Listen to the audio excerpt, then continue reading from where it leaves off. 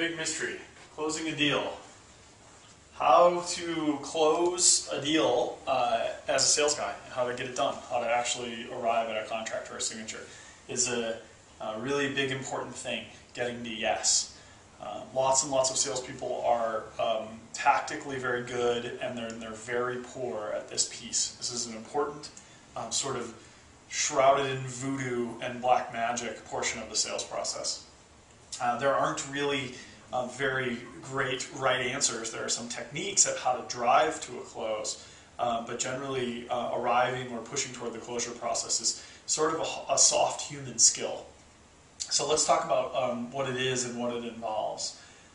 First of all, if you remember, there's a sales process that we've talked about in other videos, and if you don't know these pieces, you should go watch the videos. There's market research and segmentation, there's prospecting, there's doing demos and executing sales conversations, there's pipeline management, driving each of your ongoing deals through various stages in your pipeline, and that all is supposed to lead to, at the bottom of the pipeline, is supposed to lead to closure.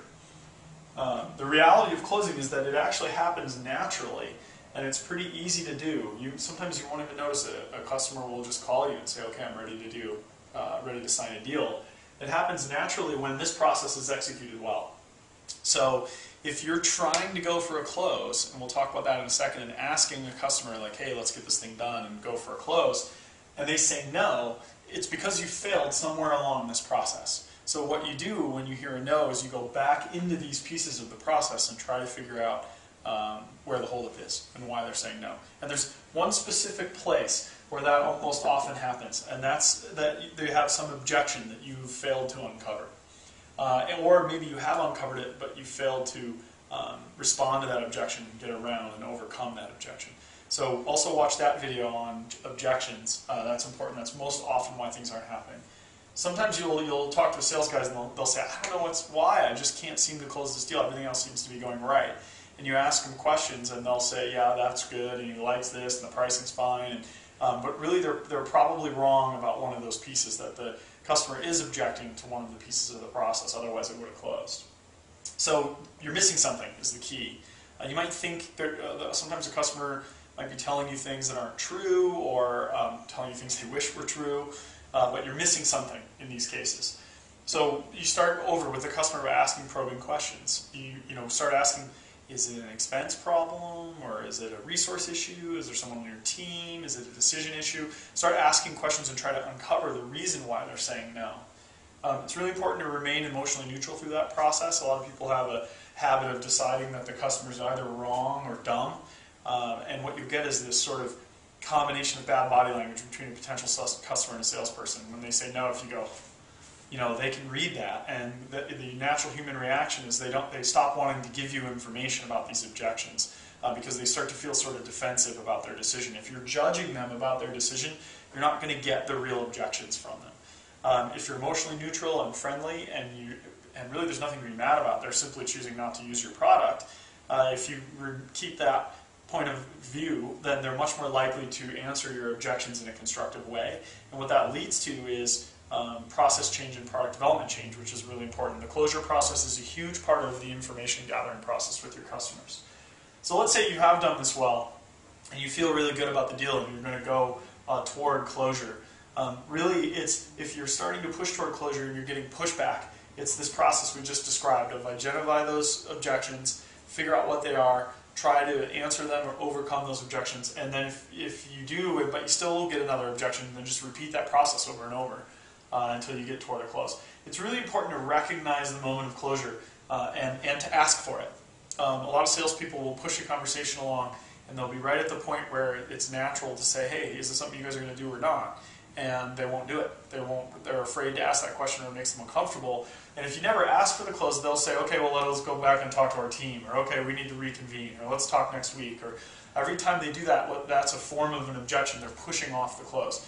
Now, there's no reason to be a jerk and push like a telecom guy and not let someone get off the phone or out of the conversation. But the point is, when it feels like you've answered all the questions and consideration is done, ask for it. Ask for a close. You have to say, are you guys interested in this? Are we going to do the deal? Should I give you a contract? Should I write up the terms? Should we talk about pricing? Those kind of things will move you toward close. And then really ask the customer to execute in terms of finishing the deal. That is often when you will actually hear objections. They'll hold off telling you those objections until you actually push for a close.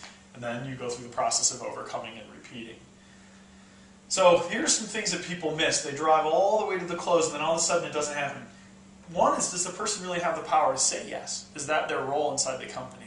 Often you think that person has the power to say yes, but they really need permission from their boss. And in the background, they've been trying to negotiate for permission, and their boss won't give it to them.